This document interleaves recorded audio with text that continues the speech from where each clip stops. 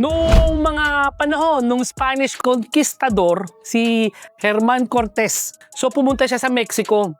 Dala-dala yung mga tao niya at 3 barko ng mga mandirigma niya. Ang intensyon nila, sasakupin nila yung Mexico.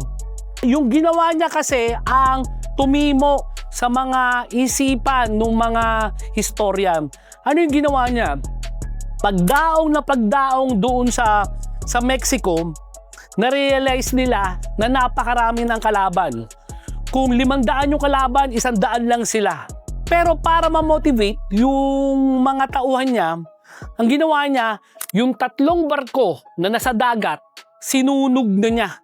Sinunog, burn the ship. Doon nagsimula yung quote na yon. So, sinunog niya yung 3 barko na yon at habang sinusunog niya yung 3 barko na yon, sinabi niya sa mga tauhan niya, wala na tayong atrasan. It's either mananalo tayo doon sa gera na sisimulan natin or pag natalo tayo, dito na tayo titira. Either mamamatay tayo or magiging alipin tayo. Yun yung motivation ni Herman Cortez sa mga tao niya. So, ang ibig sabihin nun, walang ibang option sa isipan ng mga tauhan niya kundi kailangan nilang manalo.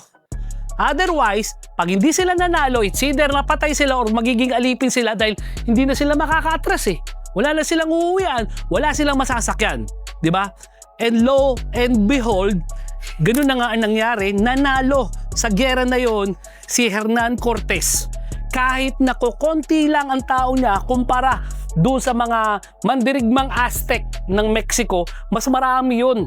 Sila kukonti lang pero tinalo nila dahil doon sa mindset na yon, burn the ship.